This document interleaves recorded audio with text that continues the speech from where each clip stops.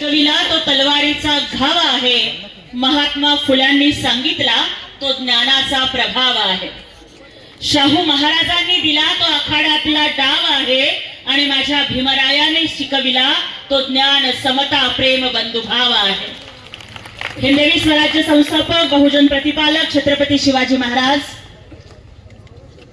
क्रांतिवीर महात्मा ज्योतिबा फुले, आरक्षणाचे जनक राजर्षी छत्रपती शाहू महाराज, भारतीय राज्यघटनेचे शिल्पकार विश्वभूषण महामानव भारतरत्न डॉक्टर बाबासाहेब आंबेडकर यांना मानाचा मुजरा करते हिंदू हृदय सम्राट वंदनीय बाळासाहेब ठाकरे, धर्मवीर आनंद दिघे साहेब यांच्या विचारांपुढे नतमस्तक होते. आताच आपल्याला मार्गदर्शन करून जे निघाले ते आदरणीय किशोर अप्पा पाटील साहेब, आपले लाडके आमदार, आपल्या नगराध्यक्ष पदाच्या उमेदवार आदरणीय सुनीताताई किशोरप्पा पाटील आणि मंचावर सर्व मान्यवर. कारण सगळ्यांचं नाव घेत बसले तर 10 इथेच वाचतील. 15 मिनिटं माझ्याकडे आहेत आणि कमी ओव्हरमध्ये जास्त रन मला काढायचे आहेत, त्यामुळे जरा गडबड करते, समजून घ्या. आदरणीय अप्पांनी सांगितलं की 3 लोक काहीतरी एकत्र आले, तिथं मला त्यांचं बॅनर पण दिसतंय. पण या तिघांना लक्षात आलं की अरे बाबा, किशोर अप्पा हा एवढा पहाडाच्या छातीचा वाघासारखा माणूस आहे की तो काही आपल्याला एकट्याला आटपणार नाहीये, म्हणून हे तिघ एकत्र येऊन किशोर अप्पाच्या विरोधात लढतायत. पण आम्हाला माहितीये की हमेशा 3 तिगाड़ा काम बिगाड़ा, तो ये 3 तिगाड़ा काम बिगाड़े के साथ जाना है क्या हमको? नगराध्यक्ष पदाच्या ज्या उमेदवार आहेत त्यांचं आडनाव आहे वाघ आणि योगायोगानं माझं आडनाव वाघमारे. पुढचं मी बोलत नाही, तुम्ही हुशार आहे, तुम्ही समजून जा. आणि मोठ्यातला मोठा माणूस असू द्या, मोठ्यातल्या मोठ्या बापाचा, मोठ्यातल्या मोठ्या घराण्याचा माणूस असू द्या, त्या कुणालाही न घाबरता बोलण्याची ही जी हिम्मत माझ्यामध्ये आहे ना, ती काय माहितीये? क्योंकि भीमराज की बेटी मैं जय भीम वाली हूं. बाबासाहेबांच्या संविधानाने आम्हाला तो अधिकार दिलाय. आणि आज म्हणून माझ्या भावांनो आणि बहिणींनो तुम्हाला इथे विनंती करण्यासाठी आली आहे कि जो लोग नफरत की राजनीति कर रहे हैं उनकी राजनीति को सबक सिखाना आप लोगों के हाथ में है. शिवसेना कभी भी नफरत की राजनीति नहीं करती. हिंदू हृदय सम्राट बाळासाहेब ठाकरेंनी साबिर शेख या मुस्लिम शिवसैनिकाला मंत्री बनवलं होतं आणि तुम्हाला सांगते की गुलाम गौस नावाचा एक 5-6 वर्षाचा मुलगा, लेकराचे दोन्ही हात कापावे लागले शॉक लागल्यामुळं.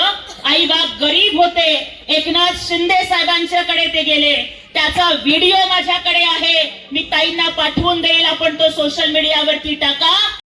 त्यांच्या सोबत राहायचं आहे कारण एकनाथजी शिंदे साहेब मान्य करतात की पहलगाम मध्ये जिथे धर्म विचारून गोळ्या मारल्या गेल्या, परंतु तिथेच एका मुस्लिम घोडेस्वारानं आपल्या हिंदू पर्यटकांना वाचवण्यासाठी प्राणांचं बलिदान दिलं. एकनाथ शिंदे साहेब 4 विमानं घेऊन गेले, प्रत्येक हिंदू पर्यटकाला सोडवलं, विमानात बसवून सुखरूप घरी आणलं. कुठला मंत्री, कुठला उपमुख्यमंत्री देशातला गेला नाही, फक्त एकनाथ शिंदे साहेब पहलगामला आणि श्रीनगरला गेले. पण तिथं जाऊन हिंदू पर्यटकांची सुटका केलीच, पण ज्या मुस्लिम घोडेस्वारानं अत्यंत गरीब, त्याच्यावरती त्याच्या घराचं पोट चालत होतं, घर पडलेलं भाड्याच्या घरात राहत होते, त्या मुस्लिम घोडेस्वाराला सुद्धा 5 लाखाची मदत करून त्याला घर बांधून दिलं हे एकनाथ शिंदे साहेब. कारण ते म्हणतात कि उसको गीता में भगवान न मिला, उसको गीता में भगवान न मिला, उसको कुरान में ईमान न मिला. अरे उस इंसान को आसमान में खुदा क्या मिलेगा जिसको इंसान में इंसान न मिला. तो पहले इंसान में इंसान ढूंढना चाहिए, इंसानियत की पूजा करनी चाहिए.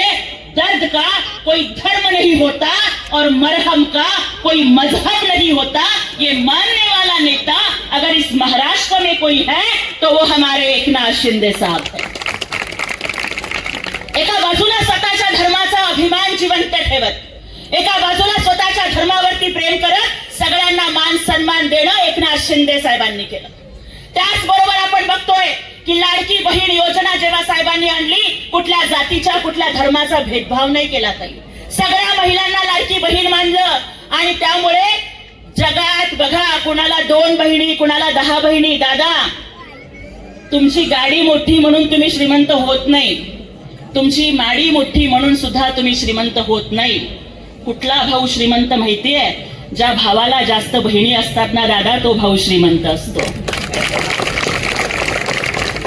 और जिस भाई की बहन के चेहरे पे मुस्कान होती है ना, वो भाई अमीर होता है.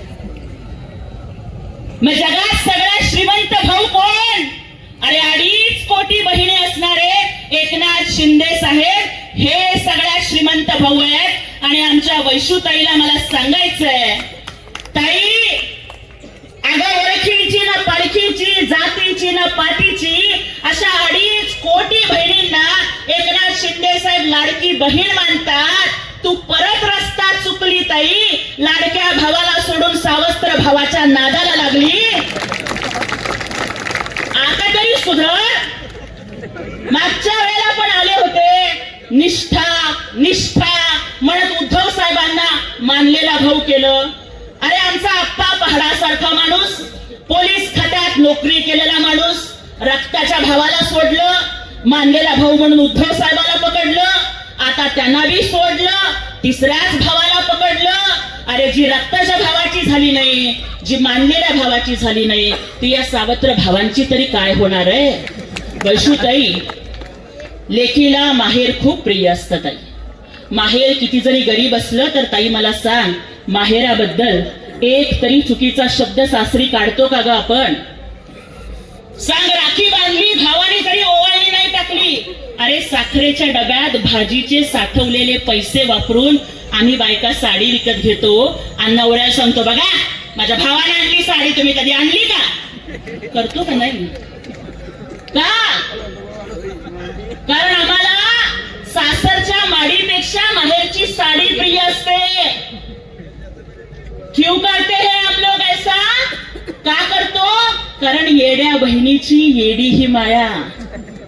आई नंतर जर कोण प्रेम करत असेल तर ती बहीण प्रेम करत असेल. वैशूताई, अगं तुझं हृदय इतकं कसं ग दगडाचं झालं की एवढं सगळं विधानसभेत होऊन सुद्धा तू परत रस्ता चुकली ताई. लेकीला शेवटी माहेरचंच दार खरं असतं. अरे आम्ही सरणावर जाताना सुद्धा माहेरची साडी नेसून जातो ताई. तू पुन्हा सावत्र भावाच्या नादाला लागली. तू जर आली असतीस, आप्पाला म्हणली असतीस, आप्पा झालं गेलं विसर, शेवटी तू भाऊ आहे आणि मी तुझी बहीण आहे. अरे आप्पा सोड, आमच्या सुनीता वहिनीने आणि आमच्या लेकरू प्रियांकाने ना तुझ्यासाठी फुलाच्या पायघड्या घातल्या असत्या ग. पण स्वतःच्याच माहेरची स्टेजवर बदनामी करणारी बाई, स्वतःच्याच भावाची स्टेजवर बदनामी करणारी ही बहीण, आता तिचं काय करायचं हे तुम्हीच ठरवा. बघा, माझ्या वहिनीच्या प्रचाराला आले, 10 मिनिटं शिल्लक आहेत अजून. माझ्या वहिनीच्या प्रचाराला आले. वहिनीचं आणि नंदेचं नातं ते कसं असतं? आंबट गोड असतं, कैरीच्या फोडेसारखं असतं. पण आमची सुनीता वहिनी किशोरप्पा पाटील, आमची वहिनी इतकी गोड आहे. आमची वहिनी गोड आहे, कैरीची नाही, आंब्याची फोड आहे. आणि विठ्ठल रखुमाई सारखी आप्पाची आणि वहिनीची जोड आहे. अरे त्या विठ्ठल रखुमाईच्या सोबत तुम्हाला आम्हाला उभं राहायचंय ताई. ताई, आपल्या वाघाला लांडग्याने घेरलंय ग. एक जंगल था भाई, जंगल में शेर का राज चल रहा था. शेर के सामने खड़े रहने की हिम्मत किसी में भी नहीं थी. लांडगा घाबरायचा, कोल्हा घाबरायचा, कुत्रा घाबरायचा. मग लांडग्याला, कुत्र्याला आणि कोल्ह्याला वाटलं एकटं एकटं तर वाघाला हरवता येत नाही, आता युती करून वाघाला हरवू. जंगलात निवडणुका लागल्या. वाघानं, कोल्ह्यानं, कुत्र्यानं युती केली. वाघाच्या समोर उभे राहिले. त्यांना वाटलं तिघं मिळून ओरडलो तर वाघ पळून जाईल. कोल्हा कोल्हेकोई करू लागला, लांडगा रडू लागला, कुत्रा भुंकू लागला, तिघं मिळून आवाज करू लागले. वाघानं एकच डरकाळी फोडली आणि तिघं पाय लावून पळून गेले. त्यामुळं तुम्ही कितीही करा रे युती, इथं मजबूत आहे हिंदू मुस्लिम एकतेची शक्ती. तुम्ही आमच्या नादाला लागूच नका. जंगलात राहून वाघाशी, महाराष्ट्रात राहून एकनाथ शिंदे साहेबांशी आणि पाचोऱ्यात राहून किशोरप्पांशी कधी नाद करायचा नाही. आपले आप्पा मनाने आहेत हळवे आणि शरीराने आहेत सक्त. आपले आप्पा मनाने आहेत हळवे आणि शरीराने आहेत सक्त. 2 तारखेला तुम्ही सगळे मिळून करा विरोधकांचं डिपॉझिट जप्त. आणि किशोरप्पांच्या नादाला लागणं ही साध्या माणसाची गोष्ट नाही. भल्या भल्यांना त्यांचे पप्पा आठवतील आता 3 तारखेला निघायला लागल्यानंतर.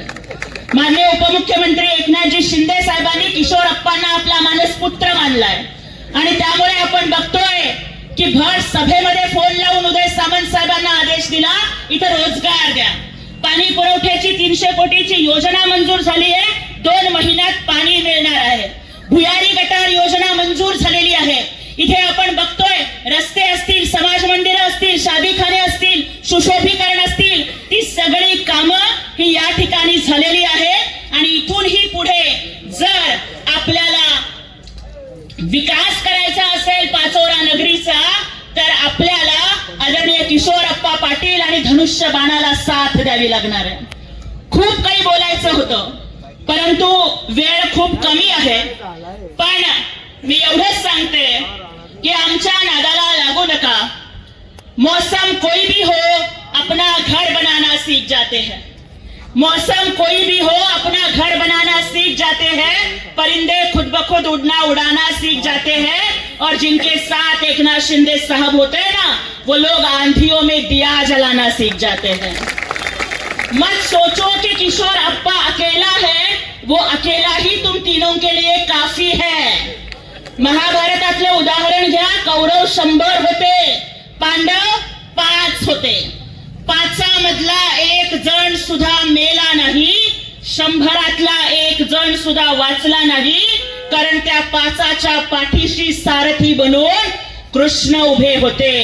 त्याच पद्धतीने आपल्या किशोरप्पांच्या पाठीशी माननीय एकनाथ शिंदे साहेब उभे आहेत.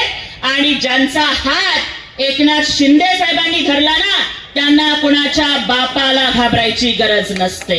त्यामुळे आज आपल्याला जात धर्म विसरून ज्या माणसाने 2.5 कोटी बहिणींना लाडकी बहीण म्हणलं, ज्या आमचे लाडके भाऊ एकनाथ शिंदे साहेबांनी मुलींचं शिक्षण मोफत केलं, ज्या एकनाथ शिंदे साहेबांनी आज एसटी मध्ये 50% तिकीट माफी केली, लाडका भाऊ योजना आणून ज्या एकनाथ शिंदे साहेबांनी सगळ्या युवकांना रोजगार आणि पगार देण्याचं काम केलं, शेतकरी सन्मान योजना आणली, ज्यांनी लाडकी लेक योजना आणून लेक लाडकी लखपती बनवली, ज्यांनी बापाच्या नावाच्या आधी आईचं नाव लावावं लागेल हा कायदा केला. सणाला, रमजान ईदला, दिवाळीला, रामनवमीला, आंबेडकर जयंतीला आनंदाचा शिधा दिला.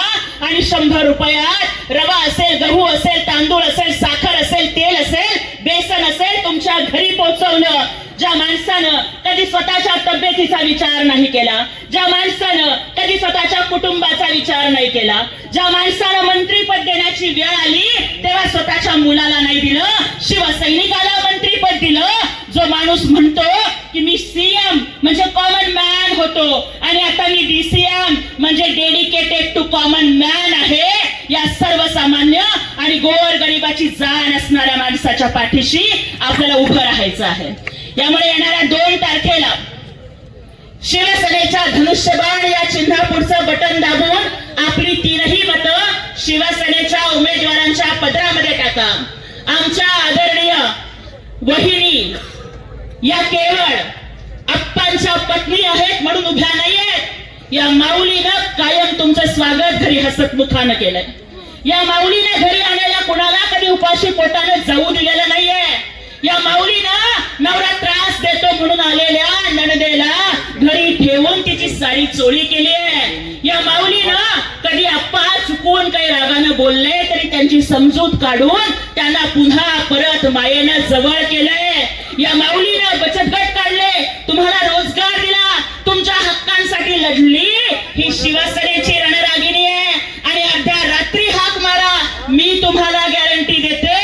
तुमच्या नातेवाईकांना फोन करायचा आणि आमच्या उमेदवारांना फोन करायचा. अडचणीत तुमचे नातेवाईक उशिरा येतील, शिवसेनेचे उमेदवार त्यांच्या आधी येतील, ही आमची गॅरंटी आहे. कारण आमचे नेते 24/7 काम करतात, त्यामुळे आमचे पदाधिकारी सुद्धा 24/7 काम करतात. त्यामुळे एवढंच सांगते की कुणी किती बी ताण, फलवा आहे महाराष्ट्राचा स्वाभिमान. एकनाथ शिंदे साहेबांना आहे महाराष्ट्राच्या प्रश्नांची जाण. आणि कुणी किती बी ताण येणार तर धनुष्यबाण. एवढंच सांगते. आणि 3 तारखेला आमच्या लाडक्या बहिणीचा जल्लोष विजयाचा साजरा करण्यासाठी आपण सगळ्या लाडक्या बहिणी इथंच भेटूयात ही विनंती करते.